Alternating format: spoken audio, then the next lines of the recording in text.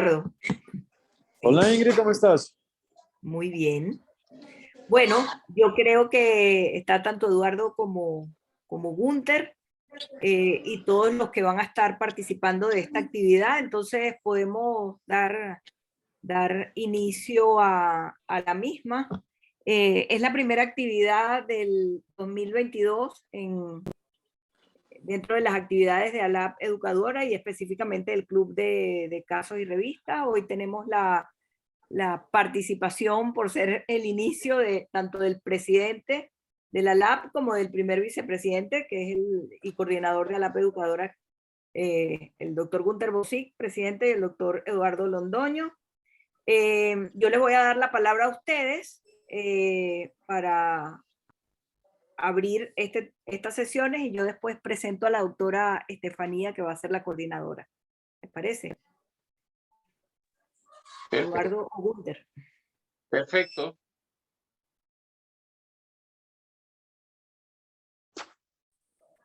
Sigue, Gunther.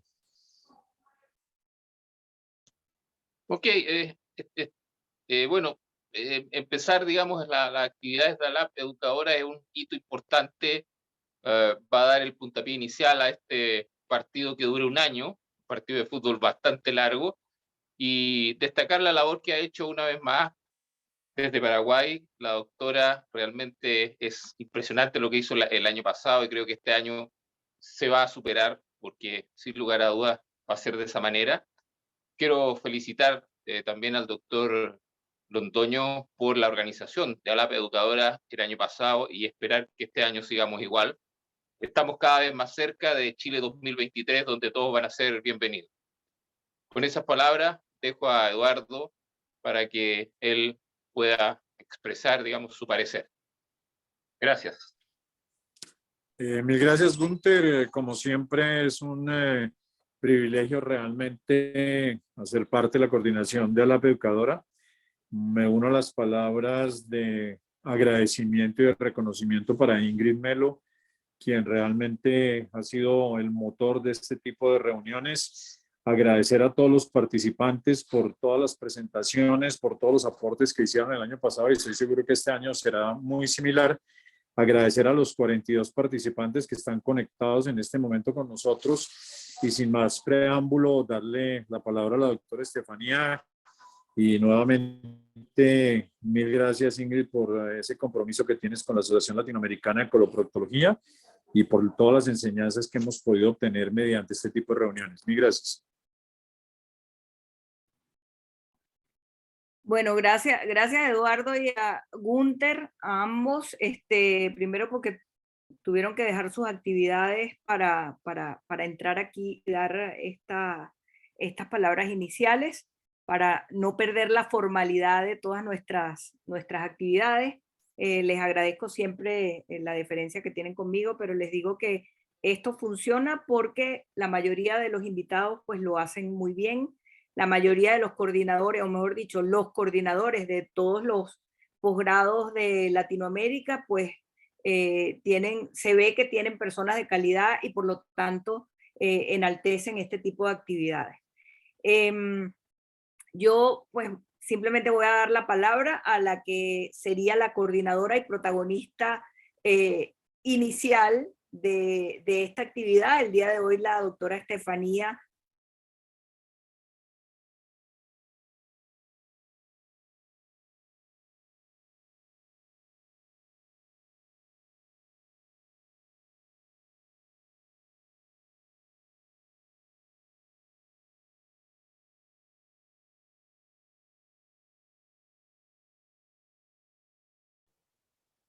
No sé si yo escuchando a la doctora Melo.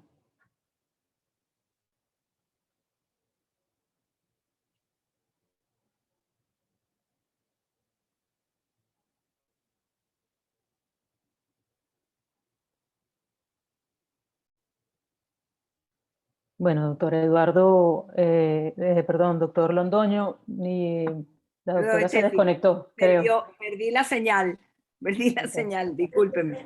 Bueno, Estefanía es la directora del posgrado de coloproctología del Hospital Domingo Luciani. Es un cirujano adjunto a la unidad de coloproctología del Hospital Domingo Luciani, ejerce también tanto en la Clínica Metropolitana como en el Grupo Médico Santa Paula en Caracas. Estefanía, a partir de este momento te dejo la palabra y bueno, a todos los demás invitados, gracias por participar y por supuesto a los residentes que son las estrellas de esta actividad. Muchas gracias, doctora Melo. Gracias a toda la directiva de la Asociación Latinoamericana de Coloproctología y muchísimas gracias por la invitación a ustedes y a todas las personas que se encuentran conectadas en este momento. Estoy bien satisfecha y orgullosa de estar en este momento representando a Venezuela a través de 2 posgrados importantes en el país que se encuentran localizados en Caracas, el posgrado del Centro Médico Docente de la Trinidad y del Hospital Domingo Luciani. Muchas gracias a los invitados por haber aceptado esta invitación, el doctor Juan Carlos Reyes y el doctor Juan Antonio Villanueva. También está como parte invitado en el grupo el doctor Christopher Varela. La forma en la que vamos a trabajar a partir de este momento va a ser presentación de 2 artículos de publicación reciente. Cada uno de los residentes va a dar la presentación del artículo y seguidamente vamos a discutir con los invitados las características del artículo y sus opiniones acerca del mismo. Y posteriormente, al final después de la discusión de estos 2 artículos, vamos a dar una última conferencia corta de 10 minutos que va a ser dada por el doctor Christopher Varela, que es también perteneciente al posgrado del Hospital Domingo Luciani adjunto y actualmente se encuentra en Corea del Sur haciendo un fellow de cirugía mínimamente invasiva.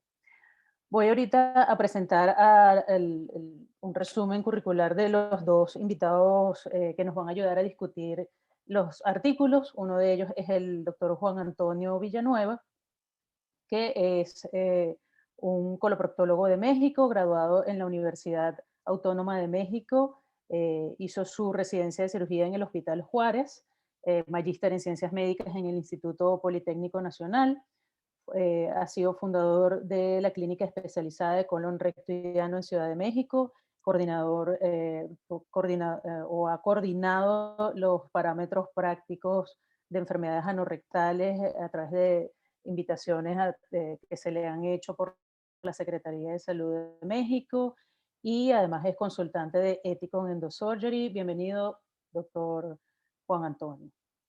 Y en segundo lugar tenemos al doctor Juan Carlos Reyes, que es nuestro invitado de Colombia. Él es médico cirujano de la Universidad Nacional de Colombia, donde también realizó su posgrado de cirugía general.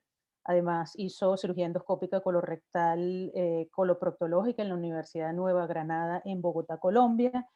Pertenece a distintas sociedades científicas, fellow del American College of Surgeons, miembro de la American Society of Colon y Rectal Surgery, miembro de la Sociedad Europea de Coloproctología y de la Sociedad Coloproctológica de Gran Bretaña. Pertenece a múltiples comités editoriales y tiene una amplia experiencia como docente, profesor e instructor en distintas universidades. Los 2 ponentes que vamos a tener a continuación es la doctora Mariana Hernández, que es residente de segundo año del posgrado de coloproctología del Hospital Domingo Luciani.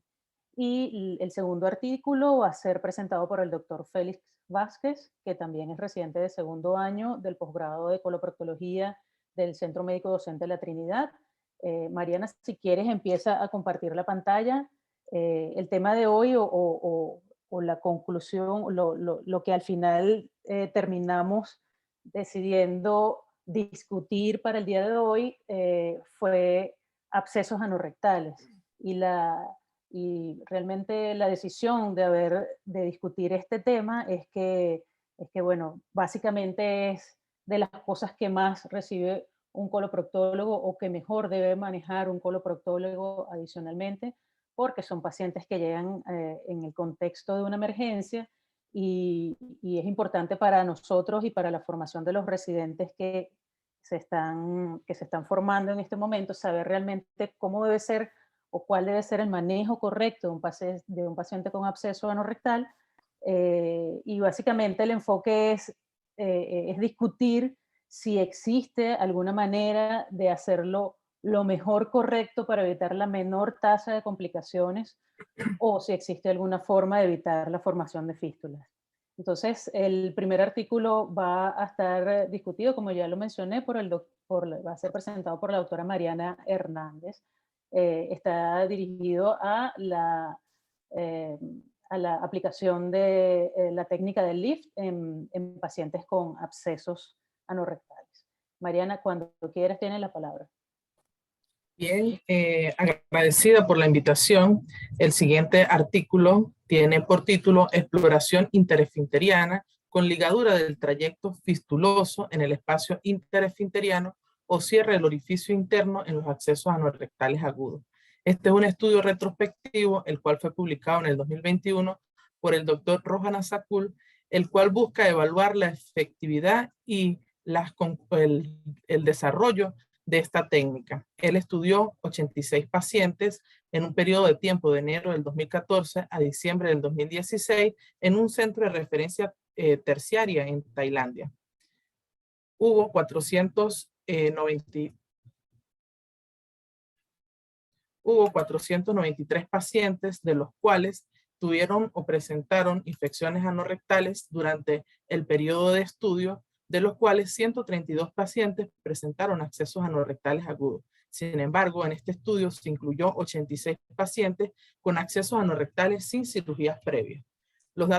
En cuanto a los datos demográficos, predominó el sexo masculino con una edad media de 42 años y una duración de los síntomas de 7 días. Los fundamentos en base a la bibliografía que tuvieron estos autores para plantear esta técnica está dada que el tratamiento de los accesos anorrectales, el simple drenaje condiciona el desarrollo de la fístula en el 73% de los casos. Sin embargo, dado que el trayecto fistuloso ya pudiese estar presente en el cuadro clínico inicial, resulta conveniente brindarle a estos pacientes una terapia definitiva al momento de realizarle el drenaje de los accesos, bien sea por un tratamiento, una técnica de LIFT o por cierre del orificio interno, ya que este resulta ser beneficioso y evitar el desarrollo de una fístula secundaria. Otro de los fundamentos que tuvieron los autores para desarrollar esta técnica de LIFT es que es una técnica preservadora de esfínter que, en comparación con las fistulotomías que ha representado la fistulotomía en el drenaje de los accesos agudos, ha demostrado representar más del 40% desarrollan incontinencia. Otro de los fundamentos es que el trayecto en el espacio interesfinteriano y el orificio interno se logra identificar en un gran porcentaje de pacientes con accesos anorrectales. Este concepto de espacio interesfinteriano como punto de partida de los accesos anorrectales ha sido desafiado por Gollinger y colaboradores, quien plantea que solo el 29% de los pacientes pueden presentar accesos interesfinterianos. Es por ello que estos fundamentos dio objetivo al siguiente estudio, el cual tiene como finalidad evaluar la eficacia del LIFT o cierre del orificio interno del trayecto fistuloso en pacientes operados con accesos anorrectales. De los 86 pacientes con accesos anorrectales, los autores dividieron a este grupo de pacientes en 3 grandes grupos. Un primer grupo, el cual representa el 77% de este estudio, el cual se realizaron 2 incisiones. Una primera incisión en el área más fluctuante, donde realizaron drenaje del acceso, legrado de la cavidad del acceso, y una segunda incisión que se realizó en el espacio interesfinteriano. A estos pacientes se les identificó un trayecto fistuloso susceptible de ligadura, y a este grupo de pacientes le practicaron la técnica del LIFT y dejaron un dren en la cavidad del acceso.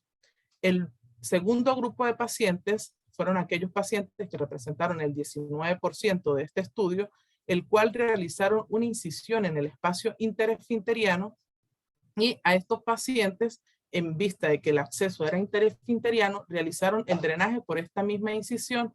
Sin embargo, a este grupo de pacientes, por no identificar un trayecto fistuloso, Sin embargo, a este grupo de pacientes se identificó fue un orificio interno, el cual realizaron cierre del mismo con poliglactina 3.0. Cabe destacar que hubo el tercer grupo de pacientes representado por el 5% de los casos, el cual no se logró identificar o le realizaron una exploración en el espacio interesfinteriano y no se logró identificar ni un trayecto fistuloso ni acceso. Sin embargo, a este grupo de pacientes se le realizó cierre de lo que impresionaba ser el orificio interno. En cuanto a los hallazgos intraoperatorios, concuerdan con los fundamentos expresados anteriormente, donde los autores definen que en este estudio el 90% de los casos los pacientes presentaban un acceso transesfintérico. Sin embargo, aquellos pacientes a los que se les realizó una exploración en el espacio interesfinteriano, el 77% de los casos se logró identificar un trayecto fistuloso, bien sea un trayecto fistuloso maduro o fibroso blando, el cual era susceptible de ligadura, y a este grupo de pacientes se le practicó la técnica del LIF. El otro grupo de pacientes con accesos interesfinterianos, que representó el 19% de este estudio, fueron aquellos pacientes a los que se le logró identificar un orificio interno y se le realizó cierre del mismo. Hubo un grupo mínimo de pacientes que representó el 5% de los casos en los que no se logró identificar trayectos fistulosos ni accesos. En cuanto a los resultados del tratamiento, los autores definieron para este estudio a los pacientes curados, aquellos pacientes que incluían los criterios de aquellos pacientes que después de los 90 días de practicado el tratamiento inicial no desarrollaron trayectos fistulosos externos ni persistencia de secreciones del mismo. Este estudio documenta que el 91% de los pacientes al que se le realizó exploración interesfinteriana y se logró identificar un trayecto fistuloso y se le practicó la técnica de LIF, tuvo un 91% de tasa de curación. En base, de igual manera, aquellos pacientes con accesos interesfinterianos, los cuales realizaron cierre del orificio interno, tuvo una tasa de curación de hasta el 75%. Cabe mencionar que los pacientes a los cuales no se identificó ni trayecto fistuloso ni orificio interno, pero realizaron un cierre de lo que se suponía un orificio interno, tuvo una tasa de curación de hasta el 50%. 14 pacientes de los que se le realizó tratamiento quirúrgico inicial, bien sea por la técnica de LIF o cierre del orificio interno, fracasó este tratamiento inicial y desarrolló una fístula, el cual fue el tratamiento final, o se le brindó un tratamiento de fistulotomía y LIF. Se reportó un paciente con acceso interesfinteriano alto, el cual desarrolló una fístula interesfinteriana baja, y este paciente fue tratado mediante fistulotomía. En base a lo antes expuesto, podemos concluir que los drenajes de los accesos pueden condicionar al desarrollo de una fístula hasta el 73% de los casos. En base a lo que describen estos autores, la mayoría de los accesos tienen una patología interesfinteriana que, si bien resulta conveniente brindarles en el momento transoperatorio una exploración meticulosa con la finalidad de identificar bien sea un trayecto fistuloso susceptible de ligadura o un orificio interno con la finalidad de ligarlo, y de esta manera prevenir un orificio fistuloso, una fístula secundaria. Por otra parte, dado que el proceso inflamatorio es más prominente en el área externa que en el espacio interesfinteriano, la disección interesfinteriana se puede realizar fácilmente a pesar de la presencia de un acceso agudo. Como hace mención los autores en este artículo, los trayectos fistulosos y los orificios internos son son identificables en un alto porcentaje de los pacientes, lo que se cree conveniente realizar una adecuada exploración para brindarles un tratamiento oportuno. La cirugía definitiva con esta estrategia ofrece muy buenos resultados, y la ventaja de esta técnica del LIF es que es una técnica preservadora de esfínteres, la cual puede evitar las lesiones del esfínter y reducir con ello la incontinencia fecal resultante.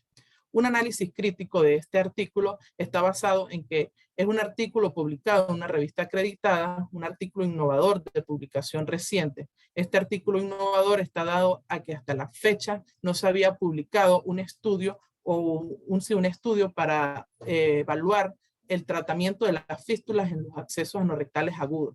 Este estudio fue publicado por el doctor Rohan Sakul, el cual vale mencionar que es el autor principal quien describió la técnica de LIF en fístulas maduras. De igual manera, es un estudio controversial, ya que él desafía lo que obtiene cierta controversia con lo que refiere la literatura, basado en que en este estudio él manifiesta o demuestra que las fístulas más comunes son las fístulas transesfintéricas.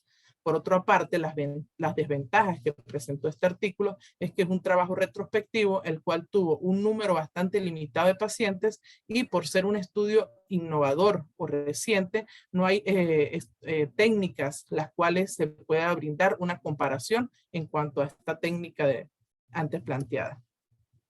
Gracias. Gracias, Mariana, por tu presentación. Bueno, yo voy a pasar la palabra al doctor Juan Carlos Reyes para que él nos comente si tiene alguna opinión del estudio o si tiene alguna opinión o algo que comentarle a la doctora Mariana Hernández con respecto a su presentación. No, la revisión de Mariana, felicitaciones, fue una excelente revisión, fue una excelente manera de exponer el artículo y de presentarlo y de desglosarlo. Sobre la técnica como tal y sobre el artículo en sí, yo creo que hacer de por sí una ligadura interesfintérica de un trayecto fistuloso en una fístula madura ya puede llegar a ser a veces un poquito más tan demandante que hacerlo en un escenario agudo se vuelve aún más demandante, obviamente, y teniendo en cuenta que publican que hasta el 70% de los pacientes terminan con fístulas, realmente es un número alto, ¿no? Ese es un número bastante alto que obviamente uno lo puede acomodar para justificar entrar siempre a hacer este tipo de tratamientos. Los que hemos hecho la cirugía en casos complejos, sabemos que puede llegar a ser un procedimiento bastante demandante. Si le sumamos la inflamación aguda, pues obviamente es importante también tener eso en cuenta, que hay que tener alguna experiencia en haber hecho por lo menos este procedimiento en pacientes que tengan fístulas maduras. Y lo otro es que en algunas ocasiones, recuerden que la sola inflamación puede hacer que tengamos a nivel del tracto interesfintérico, a nivel del espacio interesfintérico, inflamación suficiente como para que no podamos identificar un orificio claro que esté además afectado, que haya drenaje purulento en esa zona, por lo que ellos recurren a hacer la ligadura o la cierre del orificio primario también cuando ven que el trayecto es puramente interesfintérico. Eso suena innovador y podría ser una cosa que uno sí podría hacer un poquito más fácil. En muchos otros casos en los cuales uno identifica que es un absceso interesfintérico y que podríamos disminuir la tasa de abscesos de fístulas maduras posteriores al drenaje inicial. Yo creo que hay que seleccionar muy bien los casos, no todos los pacientes son para hacerle este tipo de procedimientos, no todos los pacientes se van a beneficiar en últimas, de hecho muchos pacientes inclusive con el solo drenaje van a tener suficiente. ¿En qué sí estoy de acuerdo con el artículo que lo mencionaron y eso es una recomendación para todos aquellos que vayan a hacer los drenajes? Solo en condiciones muy, muy, muy favorables vale la pena de una vez hacer el tratamiento de la fistulotomía cuando uno identifica que hay un drenaje en un orificio interno claramente establecido. Yo sí creo que uno no debe hacer las fistulotomías en todos los casos, sino en los casos que uno ve que se ve el drenaje por el orificio interno, por el orificio primario, en el interior, en la luz del canal anal. Ahí uno podría intentar hacer de pronto una fistulotomía si ve que no va a ser un daño importante del esfínter anal y si ve que se puede o que tiene alguna duda, hasta un setón de drenaje y dejar que madure ese trayecto y luego hacerle un lift de forma programada podría ser una posibilidad también. Entonces, aunque lo muestran, tengan en cuenta que el sesgo es de la persona que escribió la cirugía inicialmente en trayectos maduros. Ese es un sesgo ya de por sí. Póngale el sesgo adicional de que es una persona que tiene mucha experiencia en hacer el procedimiento, por lo que valdría la pena tener eso en cuenta. Y si yo tengo ya una curva de experiencia satisfactoria, podría seleccionar los casos con los cuales haría este procedimiento. Siempre vale la pena mirar si es bueno hacer la fistulotomía o el tratamiento de la potencial fístula en el mismo tiempo, o si de pronto con un setón de drenaje dejo que madure y luego le hago un lift de manera programada, pero ya en una fístula madura, en un trayecto fistuloso maduro. Y recuerden que lo más importante es drenar la sepsis, drenar la infección y dejar que ese paciente salga adelante de la fase aguda en los casos en los que vemos que esto no es como lo más favorable para el paciente. Bueno. Muy bien. Bueno, sí, doctor Juan Carlos, yo creo que realmente hay ciertos resultados con respecto al trabajo muy convenientes para el autor, pero en su experiencia, porque el autor hace énfasis en que hasta un 70% de los casos se puede identificar el trayecto cuando se hace el drenaje agudo, o se puede identificar un orificio interno. Es posible realmente porque si se identifica el orificio, es posible que se pueda hacer las terapéuticas que ya usted mencionó, pero ¿se consigue realmente hasta en 7 de cada 10 pacientes un trayecto fistuloso o un orificio interno? ¿O eso No, quizás la sea verdad es parte que del no, sesgo del estudio? Estefanía. No, yo pienso que puede ser posible identificar en un buen porcentaje de pacientes, no creo que un 70%, un 77% o un 70%. Yo creo que uno, o por lo menos en mi experiencia, yo creo que son 3 de cada 10, 4 de cada 10 que uno puede hacerlo en un escenario favorable, con una inflamación de pronto no tan severa como podemos llegar a presentar en algunos casos, pero yo creo que sí se puede. Y es en ese caso en el que uno podría, si tiene experiencia en lift, intentar hacerlo. De pronto en esos casos muy específicos, intentar hacerlo. Si uno ve que no es un escenario tan favorable, puede hacer lo posible para dejar organizado todo de tal manera y más adelante hacer el tratamiento programado. Yo creo que 70% de identificación de orificio primario es bastante, no es un porcentaje bastante alto.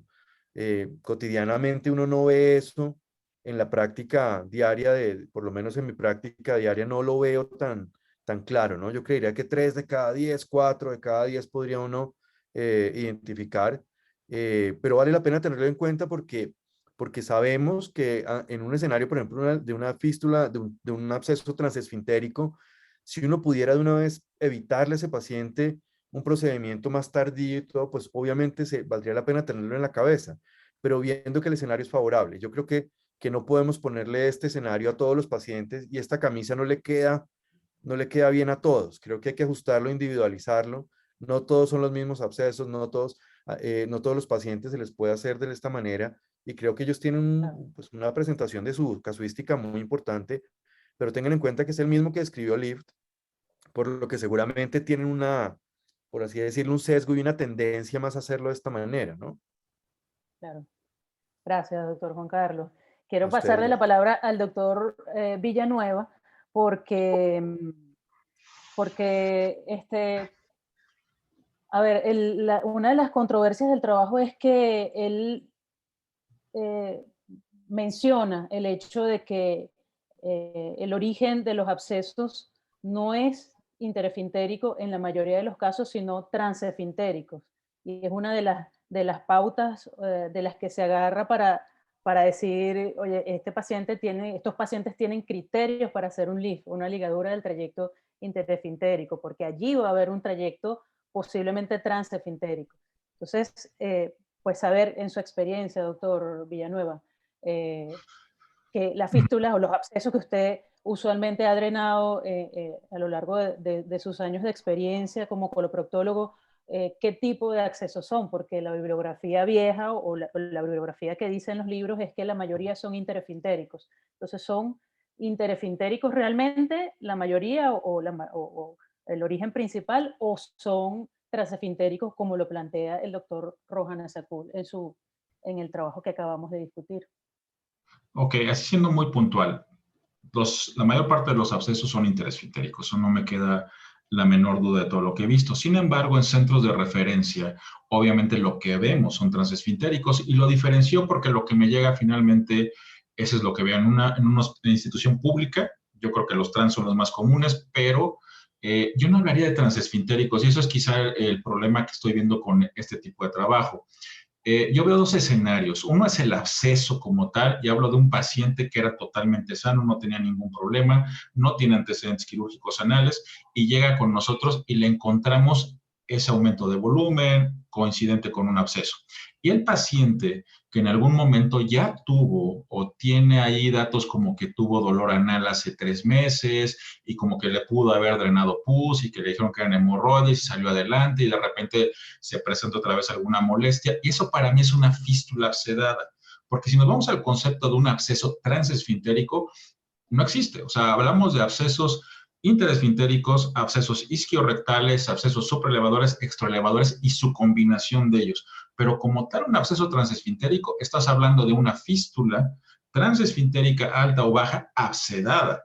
Que eso, obviamente, yo le diría, es factible hacer un lift en ese caso, pero no es un absceso agudo, o sea, no es un paciente que debuta con un absceso, es ya un paciente que se drenó o hicieron un drenaje quirúrgico, se drenó solo, y finalmente eso es lo que tenemos.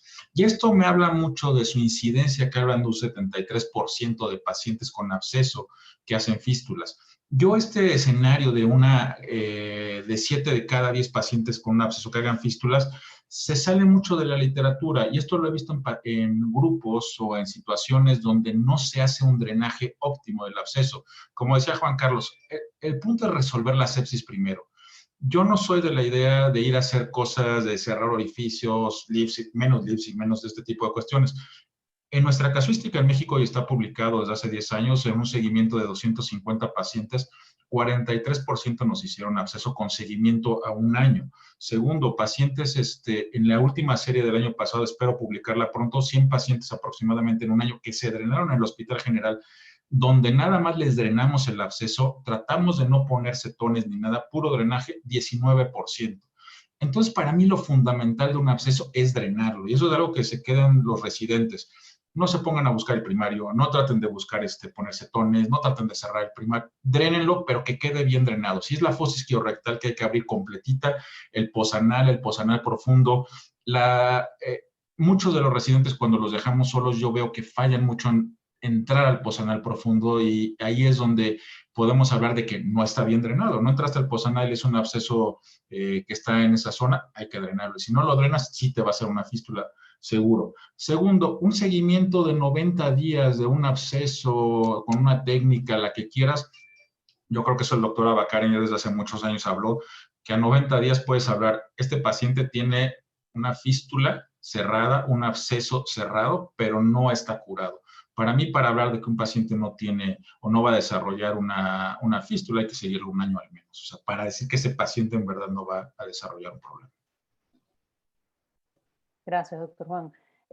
¿Tendrá algo que ver el hecho de que, porque de acuerdo a la incidencia en su centro hospitalario, donde está evaluando, donde está haciendo el drenaje de los abscesos, es del 40%, pero no en todos los centros tienen médicos especializados o coloproctólogos o proctólogos que puedan o sepan hacer un correcto drenaje del absceso? Tendrá algo que ver que en muchos casos, en muchos centros, en nuestros países, en Latinoamérica, no estén dotados de especialistas o sean cirujanos generales quienes hacen este drenaje, y que al final quizá esa tasa haga que esa tasa sea tan amplia, entre 40 y 70% de pacientes que desarrollan fístula. Definitivamente, o sea, en manos de un especialista, las tasas disminuyen porque no te da, y lo voy a decir como yo lo veo, no te da miedo abrir una fosa isquiorrectal, no te da miedo hacer un buen drenaje.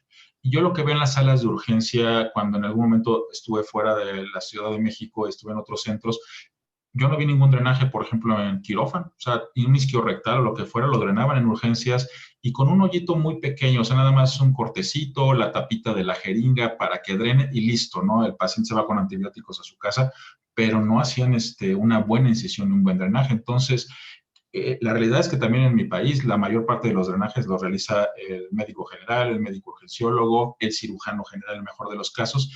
Y porque yo les diría, realmente en el último año, aunque fue pandemia y todo, llevamos esta estadística, fueron aproximadamente 109 pacientes que acudieron a nuestro hospital directamente a un drenaje de absceso, pero fístulas a lo mejor hablamos de 300. Obviamente la gran mayoría no se operó, cuando les digo que solo el 19% de esos 109 pacientes desarrollaron una fístula. ¿Por qué? Porque finalmente la mayor parte, aunque no estamos los médicos adscritos todo el tiempo, hacemos o trato yo de inculcar eso en el paciente de si se tiene que internar para drenar el absceso en quirófano, hay que meterlo. Si se puede resolver en consulta, háganlo, pero tienes que estar seguro que drenaste bien el absceso. Excelente. Bueno, estoy leyendo acá unos comentarios que han hecho a través del chat. Por acá el doctor Sergio Martínez comenta que es interesante la propuesta, pero que todo avance en ciencia requiere reproducibilidad. Otros autores y centros que deben tener los mismos resultados para poder aceptar este avance. Y el doctor Alfredo, desde Perú, parece que el espacio interefintérico ha ganado mucha atención. El grupo indio creador de la técnica TROPIS busca dejar abierto el espacio interefintérico en el caso de abscesos o fístulas interefintéricas. Y las otras técnicas, como la técnica del LIF, busca es cerrar el trayecto interefintérico o el orificio interno, es decir, todo lo opuesto. ¿Tienen algún comentario, doctor Juan Carlos, doctor Juan Antonio, algún comentario de esto?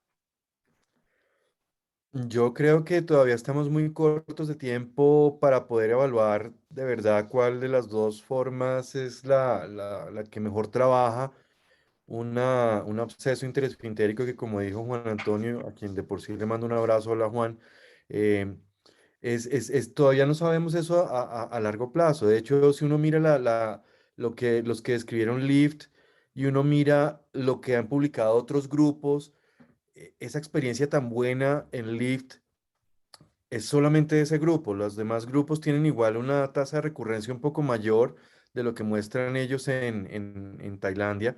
Pero una cosa sí es cierta, hablando de fístulas maduras, cuando son fístulas transesfintéricas o fístulas un poco más complejas, el Lyft, si tiene recurrencia, nos ayuda a que sea una fístula menos compleja después y que se pueda manejar más sencillo. Eso sí es una realidad. Pero para entrar a hacer, por ejemplo, procedimientos tan complejos con los cuales yo quiero en el mismo tiempo dejar resuelto todo, yo no sé si sea tan buena idea. No sé si eso sea la mejor forma de hacerlo, ya sea dejando un trayecto abierto y haciendo simplemente, dejando un espacio abierto, que normalmente es un espacio virtual, entre comillas, ¿cierto? Si vale la pena dejarlo abierto y manejarlo de esa manera, o si de pronto hago lo que nos toca hacer en un escenario agudo, que es eso, drenar el absceso. Si yo tengo la experiencia, soy una persona que ha venido trabajando como coloproctólogo, o soy un cirujano general de esos que me dedique toda la vida a hacer este tipo de cosas, porque eso es válido también, pues de pronto puedo resolver en el mismo momento procurando evitar la formación de la fístula, buenísimo, pero yo no sé si esto sea un escenario favorable para hacer técnicas que son cada vez, se describen muchas más. Faltará de pronto que alguien diga, voy a empezar a hacer BAFT en los abscesos para mirar si logro evitar que se formen fístulas. Yo pienso que lo mejor es aprender a hacer bien el drenaje. Si veo que, y tengo la experiencia de resolverlo o intentar disminuir al máximo la incidencia de las fístulas, muchos pacientes de hecho ni van a necesitar hacer muchas otras cosas más. Yo, la verdad, no sé si Tropis o Lift, yo creo que drenar bien el absceso y si veo que es el escenario favorable, miro si puedo ayudar a que no tenga tanta incidencia de fístulas más adelante, ¿no? Yo creo que estamos muy temprano para pensar cuál técnica compleja hago para este tipo de cosas. Muy bien. Doctor Villanueva, una última pregunta para pasar al siguiente artículo que, bueno, ya nos hemos extendido bastante con este primero. ¿Existe alguna manera de, al momento de realizar el drenaje del absceso, tratar de evitar la incontinencia como complicación a largo plazo en este paciente? ¿Hay alguna forma de hacerlo en ese primer tiempo en el que se está drenando el absceso? Bueno, la complicación de la incontinencia, finalmente tú resuelves el absceso. No me voy a meter un poquito quizá en el tema de llegar a ser una debridación del esfínter, que estamos hablando ya de una gangrena de Fournier o algo que ya tienes una mionecrosis y pues ese es el escenario donde tienes mionecrosis, ya no es un absceso, ya estás hablando de una fascitis, mionecrosis, bueno, ahí si está comprometido hay que llevártelo porque eso es lo que va a ayudar al paciente. En un absceso, ¿cómo evitarlo finalmente? Pues drenarlo, o sea, drenarlo de la zona más fluctuante. Yo sé que está muy extendida esta idea de que nos peguemos lo más al margen del ano para no evitar una fístula tan larga y todo este tipo de cuestiones que están bien. Pero yo les diría, bueno, para evitar la incontinencia, pues simplemente tienes que conocer la anatomía y obviamente drenarlo donde no vayas a dañar tantas fibras, pero que quede bien drenado. La incontinencia, quiero ser un poquito enfático, no le teman a porque cortan un poquito de esfínter el paciente va a quedar incontinente. Yo, quizá gran parte de mi práctica actual me dedico a más pacientes con incontinencia y realmente depende de muchos factores. Si tienes un paciente joven con un esfínter íntegro, que tienes una capacitancia rectal adecuada, no tiene diarrea, o sea, todos los factores buena sensibilidad, o sea, no es diabético, no tiene nada de esto, difícilmente vas a dejar un paciente incontinente. Pero si ya tienes de por sí un paciente que está multioperado, que ese es el punto de hacer un buen drenaje, ¿cómo vas a evitarlo? Que no se te haga una fístula más compleja. Quizás esa es mi intención en todo esto, que si queda bien drenado es como vas a evitar que ese paciente desarrolle fístulas complejas y entonces ahora sí te metas a un problema de incontinencia. Entonces, no teman si van a cortar un poco de esfínter. Obviamente, si el paciente ya tiene antecedentes de incontinencia, eso bueno, pero le estás tratando de ayudar, o sea, lo que tienes que hacer es drenar. Muy bien. Bueno, vamos a pasar al siguiente artículo que va a ser presentado por el doctor Félix Vázquez. Félix, cuando quieras puedes compartir pantalla e iniciar tu presentación.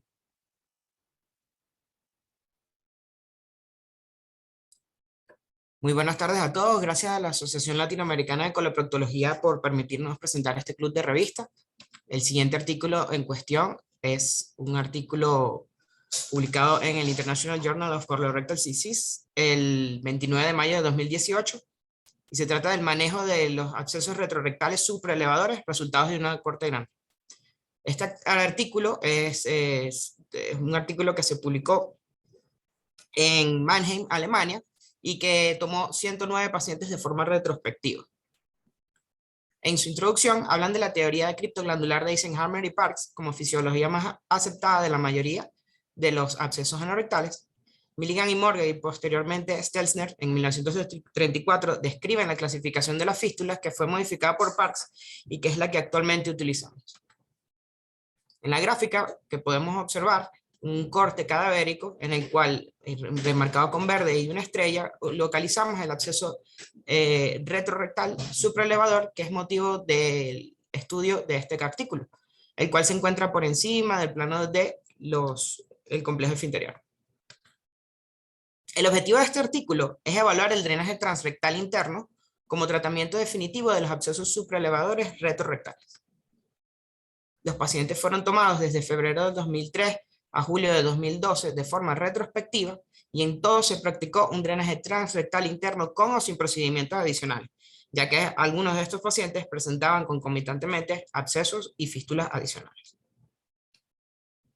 El diagnóstico se basó en el examen proctológico habitual, dado con lanoscopia, rectoscopia y examen digital, y en casos de ser necesario, se realiza ultrasonido anal de 360 grados, resonancia magnética o tomografía computarizada. El total de pacientes que se obtuvieron en este estudio fue un total de 109 pacientes, y cabe destacar que la mayoría de ellos fueron llevados de forma electiva a quirófano. El procedimiento quirúrgico realizado fue el siguiente: los pacientes se colocaban en posición de litotomía, la A marca hacia anterior, se colocaban retractores de Parkes y de Ferguson para exponer el campo operatorio, se identificaba el ostium o el orificio interno, el cual se canulaba con un estilete recto, sobre el cual se incidía a través de la pared rectal, y, de ser necesario, se ampliaban de forma elipsoidal los márgenes de la incisión para lograr un drenaje del absceso de forma efectiva. Otra cosa que es importante destacar es que se hicieran el tratamiento de los abscesos y las fístulas adicionales que algunos pacientes tenían. Estos pacientes no ameritan cuidados especiales de la herida, debido a que la naturaleza interna de la herida evita que necesiten cuidados de la misma, y la evaluación postoperatoria se realizaba cada 2 o 3 semanas, en las cuales, si se observaba que había un cierre precoz del absceso, se podrían incluso llegar a reintervenir para destechar y volver a hacer el drenaje de forma efectiva. Los resultados que obtuvieron fue una población de 109 pacientes, en su mayoría hombres, con una relación muy interesante con enfermedad de Crohn, y sobre todo en pacientes que estaban en terapia inmunosupresora, y pacientes con drogas inmunosupresoras por otras condiciones. En cuanto a los antecedentes proctológicos reportados por los pacientes, el que se reportó con mayor frecuencia fue la fisura anal en 35,8% de los casos. En total, entonces, se obtuvieron un total de 109 pacientes, de los cuales 62,5% lograron una curación de one step o curación con una sola intervención, 27 pacientes tuvieron que ser llevadas a cirugías de revisión, como lo mencioné anteriormente, y hay una relación que vuelve a aparecer entre enfermedad de Crohn, ya que hay 9 pacientes que padecían de esta condición, ameritaron una o más reintervenciones. La tasa de curación global fue de 90,6% y ocurrieron una o más complicaciones en 18,8% de los casos. En cuanto a las complicaciones más frecuentemente observadas, fue la creación de una fístula de nodo o un trayecto fistuloso nuevo, el cual fue en 8,2% de los pacientes, y la incontinencia en 6,4% de los pacientes. La incontinencia fue evaluada en la consulta postoperatoria y fue graduada por la escala de Rodwood, y de estos 7 pacientes reportaron de grado 1 y 2 según la escala de Rodwood. En cuanto a los hallazgos extraoperatorios, es lo importante destacar que tanto la localización del absceso como la localización del orificio o del ostium interno fue posterior en la mayoría de los casos. La curación se obtuvo en el 61,4% previas a las 12 semanas. A las 24 semanas se obtuvo un 73,4% de curación, y en 17,4% de los casos tomó más de 24 semanas o no tuvieron una resolución completa de los síntomas. La mediana de seguimiento de estos pacientes fue de 13,6 semanas. En cuanto a la discusión, se sabe que los principios de drenaje de los abscesos supraelevadores fueron descritos en 1970 y 1980, los cuales determinan que es crucial la selección adecuada del método de drenaje según la presentación de estos abscesos, ya que estos abscesos se pueden originar desde un origen isquiorectal o desde un origen interesfintérico con extensión al espacio supraelevador, y este estudio arrojó una tasa de curación satisfactoria del 90,6% con una relativa baja tasa de incontinencia y sin necesidad de cuidados especiales de la herida. Como conclusión, podemos tener que todos los abscesos deben ser evaluados y tratados formalmente en quirófano. El drenaje interno por esta técnica es seguro y es efectivo, disminuye la necesidad del cuidado de heridas y drenajes que pueden aumentar los costos en cuidados de salud, y se pueden combinar con otros métodos para resolución de fístulas asociadas. En cuanto al análisis crítico que traemos un poco de este artículo, es un artículo que está publicado en una revista indexada y es la mayor serie de casos reportados hasta la fecha, con una tasa de curación alta y una baja tasa de complicaciones. Sin embargo, como sabemos, es un estudio que es retrospectivo, de centro único, que tiene limitaciones. El número de pacientes incluidos, a pesar de que es la mayor serie de casos reportados hasta ahora en la literatura, sería interesante tener un mayor número de casos y en un estudio prospectivo y multicéntrico. El grupo de pacientes que se seleccionó fue bastante heterogéneo, ya que habían pacientes que con condiciones de base, como son enfermedades inmunosupresoras o inclusive enfermedad de Crohn, pudieran alterar en cierta forma la resolución y tener más complicaciones postoperatorias. Y no existe comparaciones entre otras técnicas que se están descritas para el drenaje de abscesos supraelevadores, por lo cual sería interesante hacer estudios prospectivos, randomizados, multicéntricos, que arrojen una mayor evidencia acerca de la eficacia de este tipo de procedimientos frente a otros.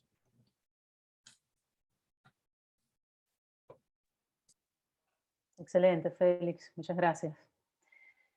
Bueno, doctor Villanueva, ¿qué opinión nos puede dar acerca del artículo que presentó Félix, y si tiene alguna pregunta para el residente acerca de su conferencia? Está en silencio, doctor.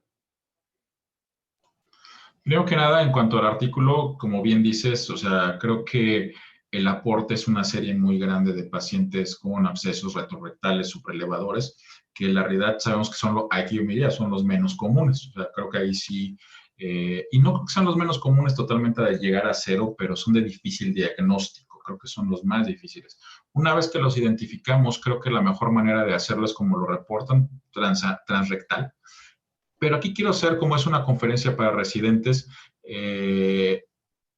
yo creo que a veces pedirle al residente que entre y que meta que le un ángulo para drenar el recto no es tan fácil. O sea, yo creo que esa parte sí requiere un poquito más de confianza. A lo mejor Juan Carlos, Stephanie, Christopher, en fin, ya que tienen más experiencia, pues no se nos hace difícil. Pero yo he visto a la hora de que le dice al residente, a ver, clava la pinza y drena el absceso, No me parece un procedimiento tan complejo, pero no lo ven tan sencillo perforar un recto. Que sabemos que tiene una buena resolución, llegamos al punto de, quizá la otra recomendación es no dejar un drenaje, un cetón, porque entonces este paciente que a lo mejor no te iba a hacer una fístula, le dejas el cetón y ahora sí tienes una fístula supraesfintérica o extraesfintérica, cuya resolución va a ser toda una pesadilla. Entonces, drenarlo transrectal y ver cómo nos va. Yo diría que eso es como la finalidad de esto. El grupo de Alemania, bueno, pues finalmente, como es en centro único con tantos supraelevadores, o sea, está muy raro, creo que tiene que ver más con quizá enfermedad de Crohn, enfermedad inflamatoria intestinal no diagnosticada adecuadamente. Esto es un comentario que también lo quiero hacer, también depende del medio, ¿no? Yo me acuerdo que alguna vez que estuve fuera también del país, en Boston, junto al un hospital de allá, llegaba un absceso supraelevador así gigante y lo drenaban y le ponían biológico, ¿no? Y decían, bueno, es que aquí es Crohn. O sea, oiga, pero no tienen resultados, calprotectina. No, o sea, aquí no, si tienes un absceso así, es enfermedad de Crohn. Cosa que en México jamás haríamos. O sea, nos llega un absceso por elevador, lo primero que pensamos es tiene diabetes mal cuidada, ¿no? O sea, creo que es por ahí el asunto. Entonces, pues el medio finalmente nos dictará cuál será en ese contexto. Si tenemos un paciente con diagnóstico de Crohn, bueno, pues ahí yo sí les diría, ahí sí pongo mi cetón y hago otras cosas, pero en un medio normal, un supraelevador se drena transrectal y se acabó. ¿Y qué pautas o qué, digamos, qué recomendaciones, tomando en cuenta que la mayoría de las personas o una gran parte de las personas que están conectadas son residentes, cuáles son las recomendaciones ideales para eso, para drenar un absceso supraelevador? ¿Cuáles son las pautas fundamentales que debiéramos tomar en cuenta para que ese absceso supraelevador, en la medida de lo posible, no vuelva otra vez a llenarse o no vuelva a meritar una reintervención? Quizá a diferencia de los abscesos isquiorrectales, interesfintéricos, posanales superficiales o incluso posanales profundos, donde su acceso es más fácil, aquí finalmente no creo que haya como tal una recomendación como de técnica quirúrgica, o sea, porque como les digo, yo realmente los dreno nada más con un ángulo, o sea, donde siento ahí, y muchas veces incluso uno mete el anoscopio y ya ve una zona de la mucosa rectal necrótica, isquémica, que al hacer el tacto se drena, ya ni siquiera hay que meter una Kelly.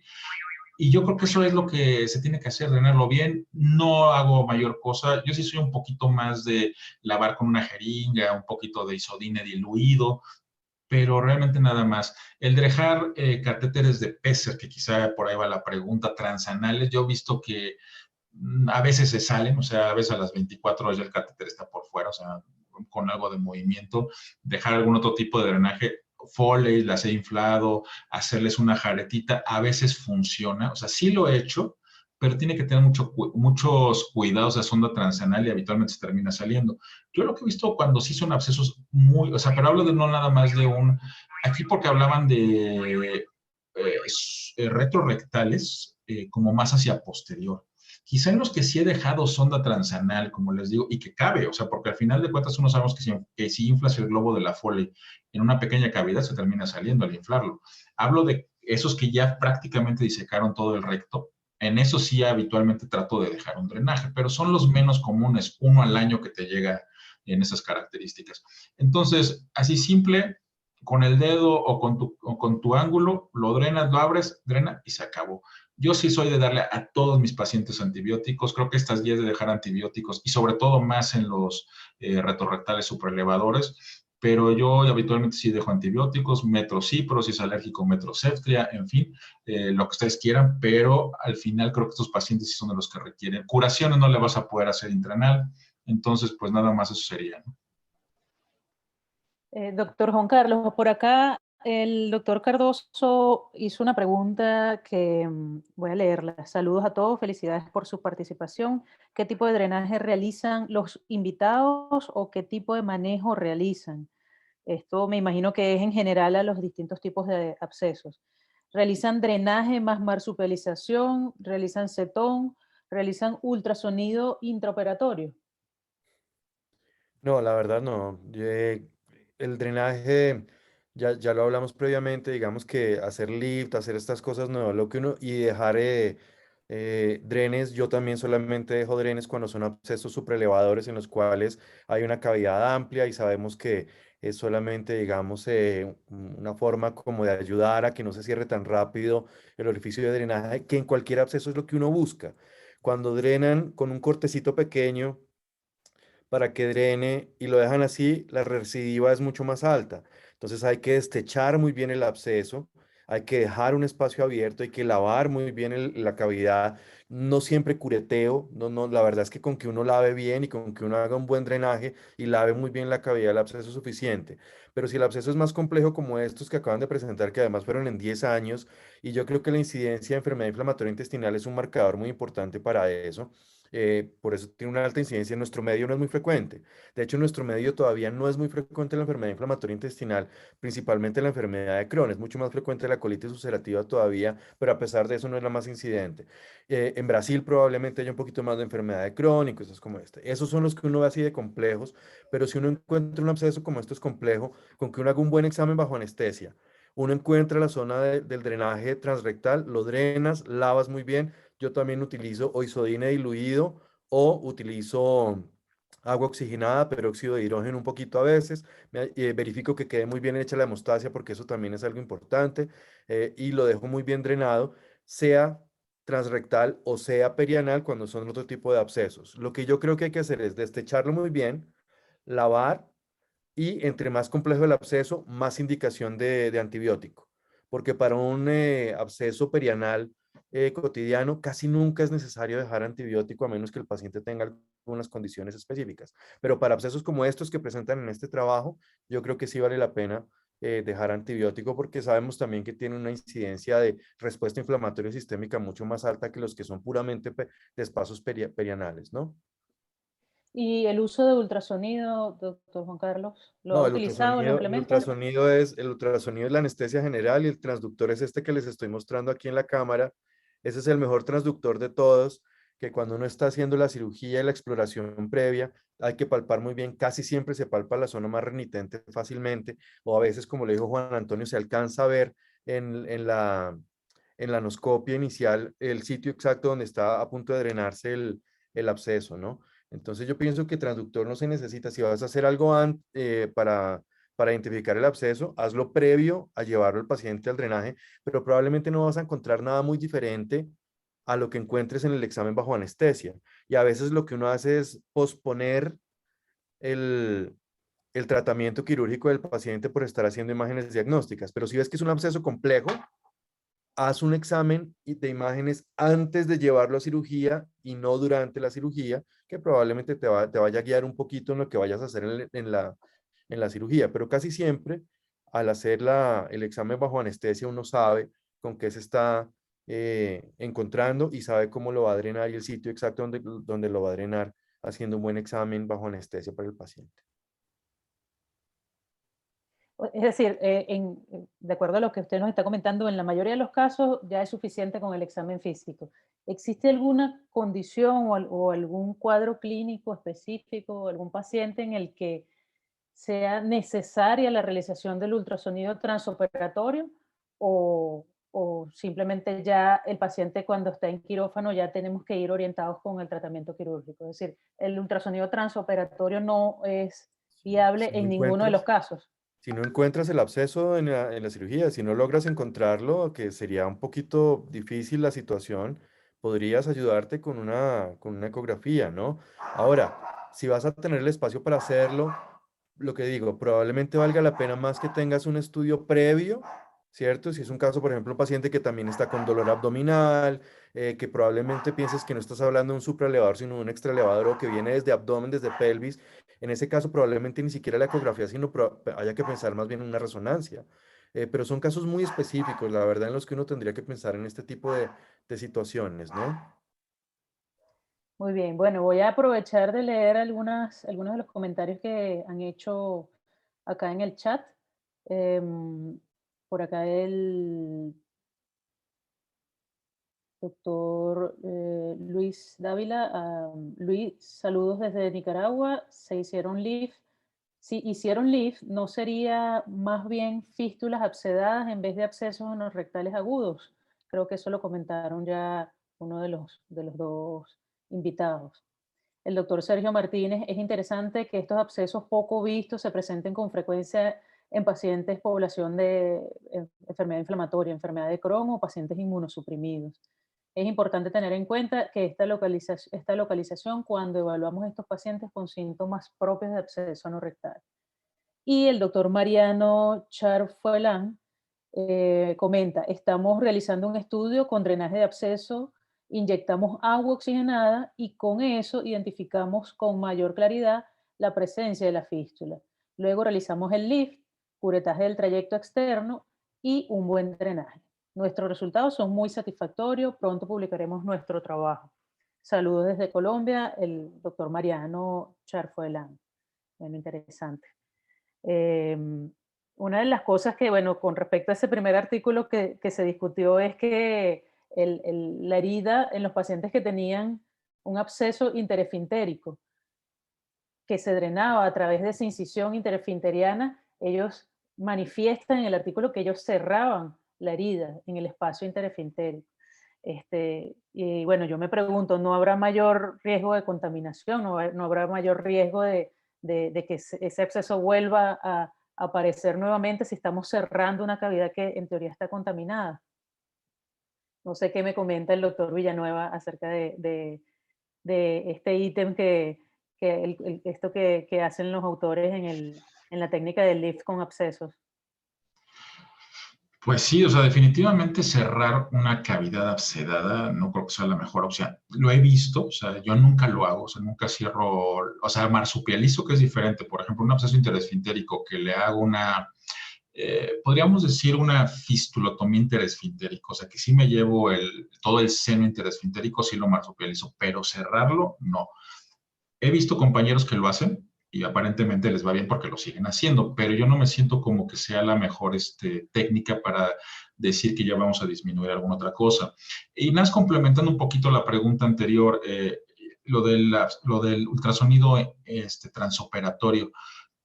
Estoy de acuerdo que creo que es muy raro que lo pidamos, pero yo pienso que si tienes el recurso del ultrasonido preoperatorio, hácelo a todos los pacientes. Y sí vas a encontrar quizá en un 10-15% que tu conducta quirúrgica que pensabas que era nada más algo perianal o isquiorrectal, resulta que es alguna herradura, mi herradura o con otras extensiones. Entonces, eso creo que todavía nuestro medio en Latinoamérica no es tan fácil hacerla de así con resonancia, pero creo que ultrasonido a veces incluso un transperineal puede llegar a servir si no tienes acceso para un endoanal de 360 grados.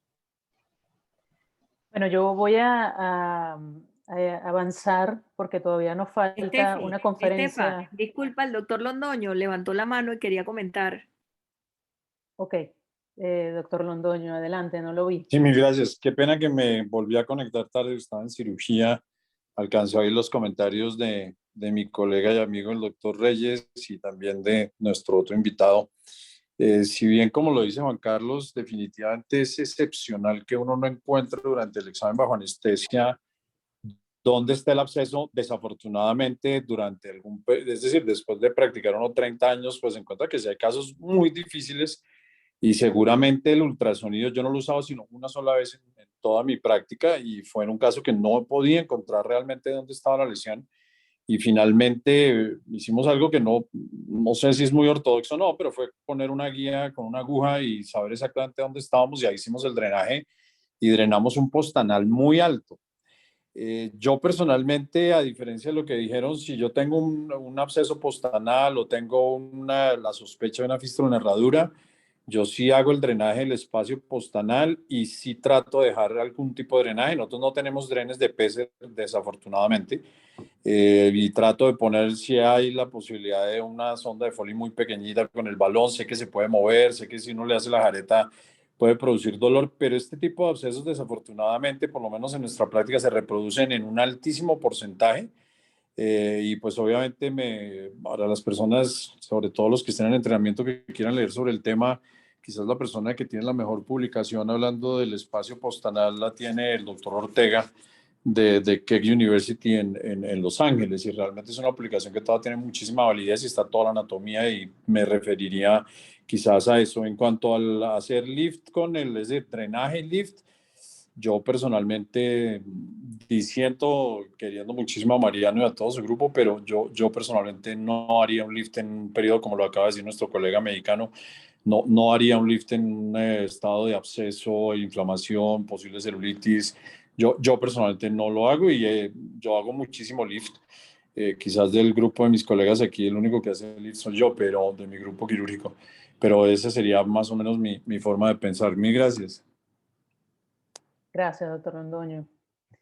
Bueno, voy a seguir con las presentaciones porque todavía nos queda una conferencia, que es la conferencia del doctor Christopher Varela, que nos va a hablar. Bueno, el doctor Christopher es coloproctólogo venezolano, egresado del Hospital Domingo Luciani, y bueno, como ya lo había dicho inicialmente, ahorita se encuentra haciendo un fellowship de cirugía mínimamente invasiva en el hospital de Yonsei, en Corea del Sur. Christopher, cuando quieras puedes poner tu presentación y ya tienes el micrófono. Adelante. Hola, buenos días. Bueno, buenas noches. Vamos a compartir pantalla. Me agrada estar de último. Me había reservado los comentarios durante la discusión porque muchas de las artículos que han discutido los doctores y referencias que se han hecho las vamos a ver ahora en detalle en esta presentación.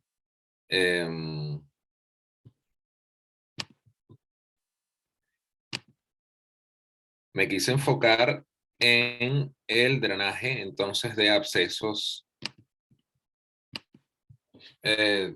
complejos y como bien lo han dicho todos los que hablaron durante la mañana de hoy, durante la noche de hoy, perdón, los abscesos anorrectales no son una patología nada nueva.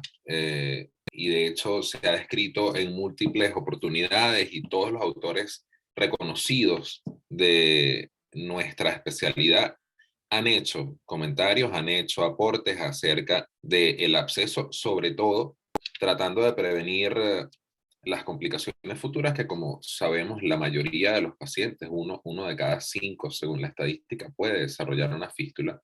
Entonces, nuestro objetivo como coloproctólogos es hacer el mejor drenaje posible para entonces evitar que haya alguna complicación.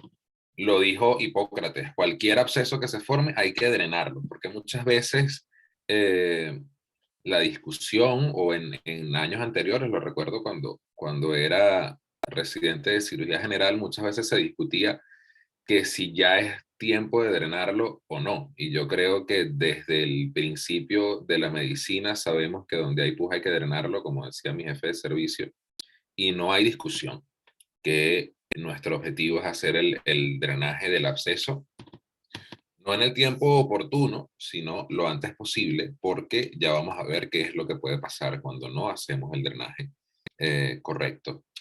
Nuestros objetivos en todo lo que vamos a realizar es lograr la eliminación exitosa de la infección, minimizar la tasa de la recurrencia, lograr la curación de manera oportuna y, sobre todas las cosas, preservar la función esfinteriana. En base a esto vamos a tener diferentes alternativas y es el objetivo que buscan el doctor Garg, el doctor Rosna Sakul, todos los que han aportado diferentes técnicas para el drenaje de absceso buscan estos 4 puntos. Ahora, si pensamos qué es lo que se hace en el mundo con respecto a los abscesos anorrectales, para traer como ejemplo 3 diferentes guías, Alemania, la Sociedad Americana de Cirujanos Colorectales y la Sociedad Japonesa, todos se basan en las mismas, coinciden en puntos similares. El absceso es una emergencia, el absceso debe ser drenado con incisión de forma oportuna y los japoneses agregan como punto número 1 que así el absceso haya drenado espontáneamente, que este es un punto importante para cirujanos generales y nosotros los jóvenes, así haya drenado espontáneamente, debe o el paciente se beneficia de un drenaje completo en quirófano como hablaba el doctor que veía muchas veces en México cómo drenaban en la emergencia. Realmente lo que nos va a evitar la recurrencia y disminuir la persistencia de la infección hacia el absceso ya drenado espontáneamente es nuestro drenaje o nuestra limpieza quirúrgica posterior. Ahora, el objetivo de la cirugía es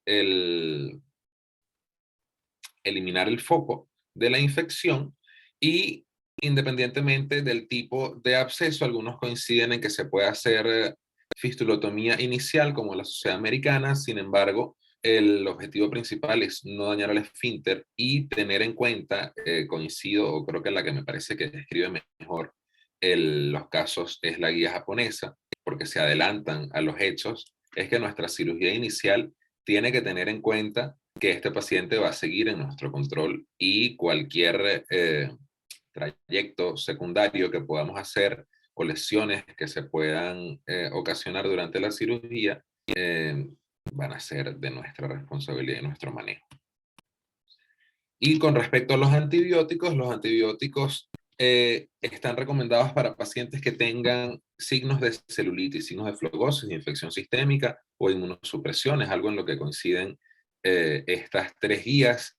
Hay un metaanálisis reciente publicado en el año pasado, en el cual concluyeron 36% de probabilidad de disminuir la fístula cuando se administran antibióticos de manera empírica. Entonces no está completamente descartada la idea de administrar antibióticos, sobre todo para pacientes que sabemos que pueden tener lesiones necrotizantes de la mucosa, como ya se mencionó, o abscesos de extensión amplia hacia los otros espacios perirectales. Ahora, esta es la distribución que sabemos generalmente de la clasificación que conocemos de abscesos anorrectales, isquiorrectales, perianales, submucosos, interesfintéricos y supralevadores, pero debemos entender que la teoría criptoglandular ha sido revisada múltiples veces, sobre todo tratando de entender por qué algunos abscesos pueden ser más complicados que otros o por qué algunos pacientes van a desarrollar fístula con más probabilidad que otros.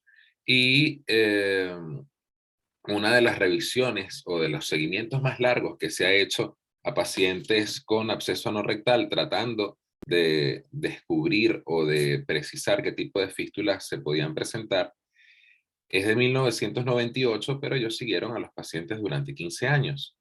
El 50%, es decir, la mitad de los pacientes tuvo curación del absceso sin ninguna intervención adicional.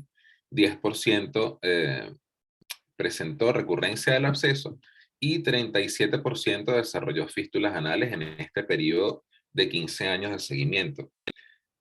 A pesar de que es mucho más probable en hombres y que la frecuencia es mucho más alta en hombres, las mujeres particularmente tienen un riesgo mayor de presentar fístulas cuando se evalúan como un grupo individual, específicamente cuando el absceso es anterior. Hay un estudio muy similar publicado este año en Cirugía Española del Hospital de Navarra. Los hallazgos son muy similares, el porcentaje de fístulas igual está alrededor del 36%, pero ellos hacen un comentario que de los pacientes que presentaron fístulas, la mayoría de los pacientes, cerca del 90% de los pacientes lo presentó en el primer año de seguimiento. Entonces, ahí es donde debemos tener en cuenta la curación del absceso como un factor bastante predisponente a desarrollar fístula, sobre todo en tiempos o en periodos de tiempo más cortos. Y también asociaron a estos pacientes que desarrollaban fístula en un tiempo mucho más corto la presencia del Escherichia coli como una bacteria contaminante o que mantenía la infección persistente. Ahora, vamos a tener muchísimas o un amplio rango de complicaciones, tanto agudas como crónicas, cuando vamos a drenar un absceso. Cuando el absceso se hace drenaje a ciegas, se hace de forma incorrecta o hacemos disrupción más de lo necesario de nuestros espacios anorrectales, podemos hacer o encontrar lesiones neurovasculares, sobre todo de arteria, nervio pudendo, cuando se hace de forma incorrecta el drenaje, la incisión y el desbridamiento, pero sobre todo progresión de la infección, infección recurrente o sepsis cuando el drenaje es incompleto. Por último, y a largo plazo, el desarrollo de fístula anorrectal, el desarrollo de incontinencia cuando hay lesión de los esfínteres durante el proceso de drenaje. Y aunque no se toma tanto en cuenta y no se discute tan frecuentemente, pero afecta la calidad de vida de los pacientes, algunos pueden presentar cuando las incisiones en espacios isquiorrectales o pacientes con fístulas en herraduras que tienen múltiples incisiones o cetones que se dejan a tensión en espacios perianales en la piel de nuestro margen anorrectal, pueden ser pacientes que tienen entonces cicatrización tardía, deformidades o cicatrices retráctiles que a largo plazo van a disminuir la calidad de vida de nuestro paciente, pueden generar ano húmedo y sobre todo van a contribuir más a la formación de fístulas. Quise distribuirlo de esta forma. Vamos a encontrar en cuanto a abscesos complejos dos tipos principalmente. Se hizo una pregunta en el chat bastante similar a esto: ¿qué hacemos cuando el absceso no es visible o no es fácil de diagnosticar? Esos son los abscesos anorrectales ocultos. Estos abscesos tienen una tetralogía bastante básica, que es un paciente que tiene dolor perianal muy intenso. Hay una evidencia sistémica de infección, pero a pesar de que los hallazgos físicos o en la piel perianal no son tan evidentes, vamos a tener dolor y probablemente podamos sentir una masa intrarrectal que va a limitar el examen físico. Y el otro caso son pacientes que acuden ya con un drenaje transrectal espontáneo, abundante secreción purulenta a través del canal anal, y pudiera ser uno de los casos, ya lo decía Hipócrates, también lo dice la sociedad japonesa, puede ser un caso bastante complejo, porque ya ocurrió la descompresión del absceso, tal vez porque es un absceso de gran tamaño, y que sea un absceso supraelevador y pudiera ser una situación compleja cuando lo abordamos en la emergencia. Para definir los abscesos supraelevadores, hubo una pregunta del doctor Elvis Vargas en el chat de cómo lo manejamos. La teoría del criptoglandular ha sido, yo no diría revisada, pero ha sido complementada por muchos de los reconocidos coloproctólogos. Ya Shafik aportó la teoría del espacio central. En este caso, el doctor Shafik nos habla de que, si bien sabemos que la teoría criptoglandular nos habla de la formación del absceso desde la submucosa hacia nuestros espacios perirectales, él pone en relación en este artículo y posteriormente ha coincidido con el doctor Ortega en su descripción de los espacios supraelevadores y el doctor Lee acá en Corea en lo que perpetúa la infección y propicia la formación de abscesos, es la infección del músculo longitudinal, porque a través del músculo longitudinal podemos tener acceso de esta infección inicial que era submucosa o interesfintérica, y nos puede, a través de los haces o las fibras musculares, extenderse hasta el espacio supraelevador, al espacio posanal o al espacio isquiorrectal, sobre todo extendiéndose a través de las fibras o de los componentes submucoso, superficial y profundo del esfínter anal externo.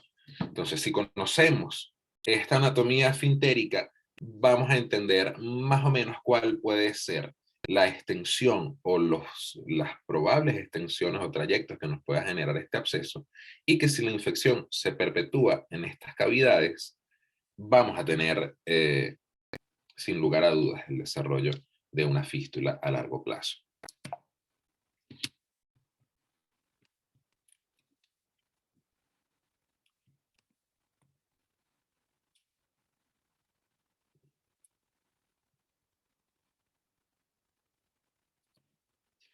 Ok, el doctor Ortega hizo la clasificación o propuso una clasificación de abscesos supraelevadores también basada en esta teoría. en el cual vamos a tener un absceso de origen criptoglandular que se nos puede extender a través de estas vías de diseminación que propuso el doctor Shafik hacia el espacio supraelevador. Vamos a tener 4 tipos posibles de abscesos anorrectales complejos que nos van a comprometer el espacio supraelevador. El primero es un absceso de origen interesfintérico, es decir, a través de las fibras del músculo, a través del esfínter anal interno y el espacio interesfintérico o del músculo longitudinal del recto nos puede hacer extensión hacia el espacio supraelevador y sería el tipo 1 de abscesos supraelevadores. El tipo 2 es un paciente que presenta un absceso que es de origen transesfinteriano o isquiorrectal y que a través de estos espacios perianales puede extenderse hacia el espacio supraelevador, sobre todo cuando hay fascitis o hay necrosis parcial de estos músculos, pudiendo hacer o generar la extensión del absceso. Los últimos 2 están en relación con el espacio posanal profundo. Pudiéramos tener un paciente que simplemente tiene un absceso posanal y que a través de este mismo espacio pudiera contaminar el espacio supraelevador. Y el tipo 4 nos habla de 2 opciones, que desde el espacio supraelevador va a extenderse al isquiorrectal o viceversa, que un paciente que presente un absceso isquiorrectal lo suficientemente grande para comprometer el espacio supraelevador puede también comprometer el espacio posanal profundo de forma unilateral o bilateral, como ocurren los abscesos en herradura. Para estos abscesos vamos a tener diferentes estrategias para el drenaje de los mismos, dependiendo de si es del tipo 1 al 4, pero vamos a organizar las ideas un poco en qué podemos hacer, sobre todo cuando es un paciente que tiene un absceso anorrectal oculto. Vamos a empezar por el más fácil, un paciente que tiene el espacio isquiorrectal o isquional positivos, un paciente que tiene una masa palpable, que sentimos dolor y que sabemos que aquí vamos a encontrar el foco de la infección. ¿Qué podemos hacer? Si no hay compromiso del espacio posanal profundo, que el doctor Ortega propone y el doctor Apkarian también proponen en la punción en caso tal de que tengamos duda de que el espacio posanal esté comprometido, hacer la punción a través del rafenococcigio para determinar si aspiramos pus o no hay aspiración de pus.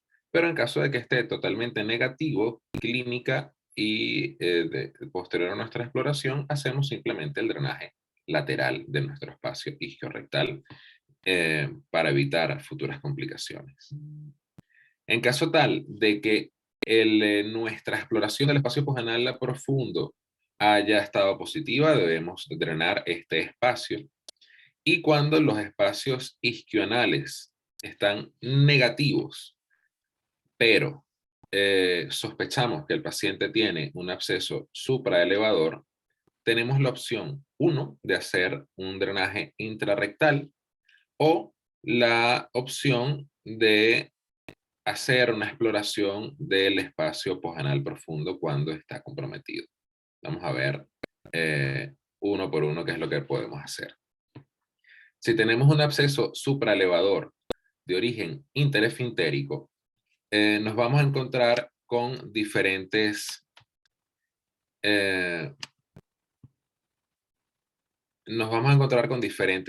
formas o diferentes estrategias. Primero, un paciente que tiene un absceso supraelevador de origen interesfintérico, una forma incorrecta de drenarlo sería a través del espacio isquiorrectal. Recordamos que este paciente era el que habíamos clasificado como un absceso anorrectal oculto, en el cual los espacios isquiorrectales están negativos, no hay signos de inflamación, entonces hacer un drenaje a través de este espacio para tratar de abordar el espacio supraelevador, más bien nos pudiera generar trayectos secundarios y defectos de la cicatrización a largo plazo o extender o perpetuar la infección y sobre todo la formación de una fístula supraesfintérica. Entonces la propuesta es hacer el drenaje de forma transanal o intrarrectal, y aquí es donde pudiera tener validez o donde tiene fundamento la teoría del Dr. Garg del TROPIS. El TROPIS es el drenaje transanal o la apertura transanal del espacio interesfintérico, de forma de convertir este absceso en una cavidad que pueda drenar espontáneamente y de esta forma disminuir el tiempo de infección y sobre todo no generar trayectos secundarios. Se puede dejar un catéter de drenaje o simplemente dejar abierto, destechado, para que drene de forma espontánea y generar la cicatrización a segunda intención, que es lo que busca la teoría TROPIS del Dr. Garg. En este caso, pudiera tener resultados bastante satisfactorios. De hecho, el mismo Dr. Garg propone que tiene hasta 90% de éxito. Hace la acotación de que independientemente de que el orificio interno no sea visualizable durante la exploración de la cirugía, sabemos anatómicamente, por palpación o si tenemos apoyo de resonancia o de eco, se puede presumir dónde está la lesión, o si no, se hace simplemente en la línea media posterior y se extiende de forma lateral para garantizar un buen drenaje de este espacio interesfintérico. Si el absceso es de origen extraesfintérico, es decir, un paciente que tuvo inicialmente un recorrido interesfintérico que se extiende al espacio isquiorrectal, vamos a encontrar una situación diferente. Nos va a pasar que pudiera tener drenaje espontáneo a través de nuestro espacio isquiorrectal, o que pudiéramos conseguir a su vez un orificio interno cerca de la línea dentada. En este caso el drenaje es el tradicional. Abordamos el espacio isquiorrectal, garantizamos a través de nuestro debridamiento e irrigación que toda la extensión de la cavidad esté bien drenada. Se puede dejar un drenaje a través del espacio isquiorrectal que llegue hasta el espacio supraelevador, y en caso de conseguir el orificio fistuloso, podemos dejar un cetón de drenaje para manejar a nuestro paciente a largo plazo. Si empezamos a hablar de abscesos posanales, que tal vez son los más complicados, siempre tenemos que mencionar al Dr. Hanley. La teoría inicial hablaba del destechamiento completo de nuestro espacio posanal a través de incisiones en el esfínter anal externo en su porción superficial y el ráfano coccigio o el ligamento nococcigio para abordar completamente el espacio posterior. Discúlpame un momentico, ¿me escuchas? Sí. Disculpa un momentico que te interrumpa tu presentación, que ha estado espectacular y la estamos disfrutando, pero estamos cortos de tiempo. Tenemos 5 minutos. No, listo, ya estamos posanales y terminamos. Excelente. Esta teoría, cuando se describió en el año 68, posteriormente él hizo un seguimiento a largo plazo de sus pacientes, siempre se tuvo como temor el desarrollo de la incontinencia, a pesar de que él defendió que la incontinencia era una incidencia muy baja. Pero cuando el mismo Dr. Hanley propone para el drenaje de abscesos anteriores, sobre todo en las mujeres, el uso de cetones de drenaje, su teoría fue modificada por múltiples cirujanos, basándonos porque sabemos el valor de este abordaje del espacio posanal, pero ya sin seccionar el esfínter anal externo, sin seccionar esta porción superficial que el Dr. Hanley decía que en todos sus artículos que no compromete la función esfinteriana, pero nuestro objetivo es no generar más daño. Entonces, cuando propone el uso de cetones de drenaje, pues se modificó su teoría, en la cual se puede dejar un cetón de drenaje a través del espacio posanal, y en caso de que haya compromiso o en herradura o extensión lateral, se pueden hacer incisiones contralaterales de drenaje y dejar también cetones en estos espacios. El cetón ha demostrado desde el inicio de los tiempos que tiene una tasa de curación más alta, que la cicatrización pudiera ser o es más rápida, que genera menos incontinencia, que la formación de fístulas es menor y también es menor la recurrencia del absceso y las complicaciones se pueden evitar. Esto hablando de cetones de drenaje, simplemente para evitar el disminuir la recurrencia o el que se perpetúe nuestra infección.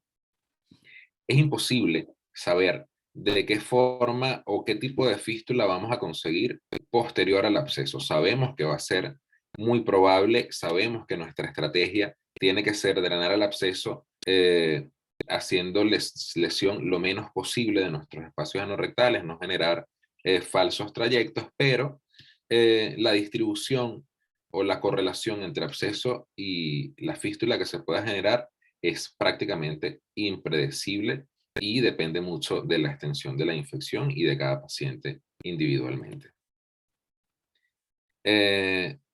Por último, tenemos que recordar que la lesión esfintérica es lo que tenemos que evitar si los abscesos supralevadores tienen una extensión interesfintérica o un origen pélvico. Lo mejor es hacer el drenaje a través del espacio interesfintérico de forma transanal, y si tenemos una extensión ya establecida, clara, demostrada al espacio isquiorrectal, podemos hacer el drenaje externo del mismo. Pero creo que la propuesta del TROPIS pudiera estar o pudiera ser válida en estos pacientes con abscesos supralevadores en el cual no hay compromiso esfintérico y no hay extensión hacia los espacios isquiorrectales. Creo que casi todas estas preguntas se respondieron durante la discusión que se hizo en nuestra reunión de hoy. ¿Es posible evitar la formación de fístulas? No. No hay forma de que podamos controlar lo que pueda pasar. Sabemos que de 30 a 50% de los pacientes puede presentar una fístula a largo plazo, pero ¿podemos evitar la persistencia de la infección? Sí, eso lo podemos hacer. ¿Podemos evitar deformidades perianales? Perdón, sí, sí se pueden evitar deformidades cuando orientamos nuestra incisión y drenaje y hacemos un diagnóstico correcto de cuál es el espacio que está comprometido. Por último, lo que más nos da miedo, pues es posible evitar la incontinencia también. Si tenemos una buena técnica, si tenemos un buen diagnóstico de cuál es nuestro espacio comprometido, es posible evitarla. De todo el origen de todos los tiempos, yo estoy en Corea del Sur, este arte es japonés, pero desde antes de Cristo, en la época medieval y en la época de la invasión japonesa a Corea, siempre siempre se ha descrito la presencia de nuestras patologías anorrectales, y creo que somos una de las especialidades más antiguas y tenemos que tener un conocimiento básico de la anatomía y de todas las complicaciones que podamos tener para tratar de evitar las complicaciones que han estado escritas durante todo nuestro tiempo. Muchísimas gracias por la invitación desde acá, desde Corea del Sur. Nos vemos pronto en Venezuela, más pronto de lo que parece. Muchas gracias a la doctora Melo y a la doctora Estefanía por la invitación. Gracias a ti, Christopher, por tremenda presentación y tremenda conferencia, de verdad, bastante bien explicada en tan pocos minutos y con un buen material bibliográfico. Bueno, como ya estamos sobre la hora, quiero hacerle una pregunta o al doctor Villanueva, que es nuestro invitado, que ya han hecho varios comentarios en el chat, pero si tiene alguna consideración adicional que hacer con respecto a la conferencia que nos dio Christopher, o si quiere dar alguna recomendación final sobre el manejo de los pacientes con abscesos. Doctor Villanueva.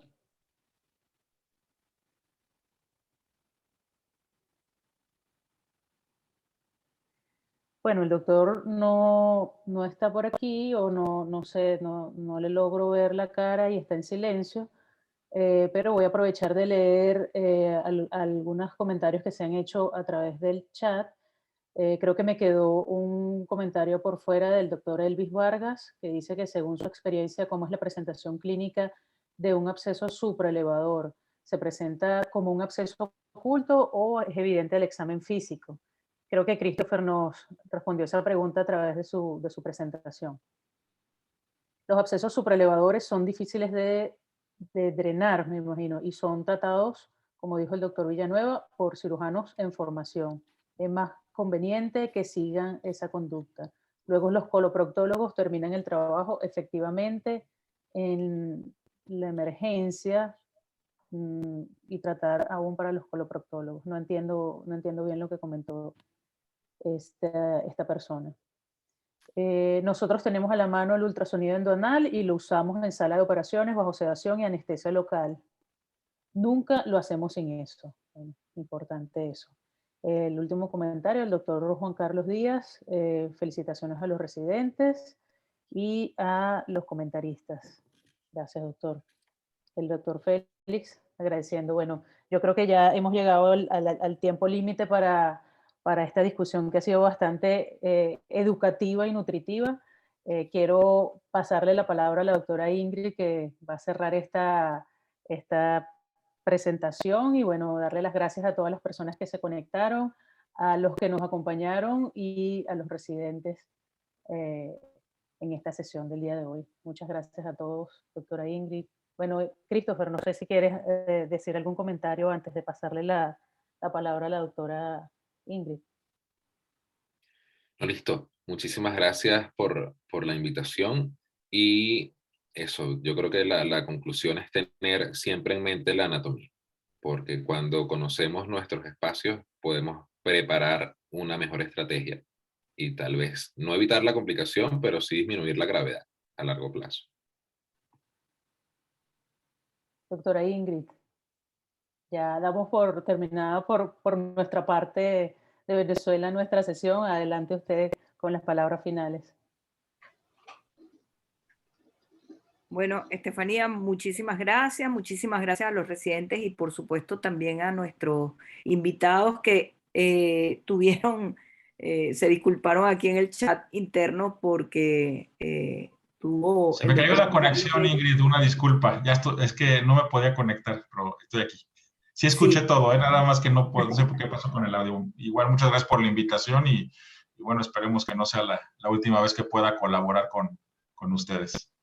No, muchísimas gracias tanto al doctor Juan Antonio Villanueva como al doctor Juan Carlos Reyes por su participación, ambos pues de manera muy cordial e inmediata aceptaron cuando se lo pedimos y por supuesto sus contribuciones son bien importantes para todos nuestros invitados que estuvieron atentos casi. En algún momento tuvimos 78 personas oyendo la actividad y casi siempre estuvo por encima de 70 el número, así es que es un tema que es bastante llamativo para todos. Bueno, nada, como siempre, los invito para el próximo primer jueves de cada mes a esta misma hora, 7 de la noche, hora Brasil. Le doy, como está el doctor Londoño, para que cierre esta actividad. Si estás ahí, Eduardo, no sé si tiene la cámara puesta, o sea, estaba atento. Le doy la palabra. Sí, mil gracias. No, desafortunadamente no pude oír todo, pero personalmente al doctor Cristian lo felicito, me pareció excelente su charla, me pareció que es una charla exactamente como lo dijo él. Para poder manejar un absceso hay que saber anatomía. También hay que saber cirugía, pero si uno no sabe anatomía, pues obviamente es imposible hacerlo segundo de manera adecuada. Y me pareció que abordó el tema exactamente como cualquiera de nosotros lo hubiera hecho para tratar de dar una docencia adecuada. Y nuevamente, Ingrid, felicitarte simplemente por la actividad, felicitar a toda la gente que participó. Veo una cantidad de chats de diferentes sitios de Latinoamérica e incluso de afuera y espero que en la próxima también podamos acompañarlos y disfrutar con ustedes. Mil gracias y un abrazo a todos.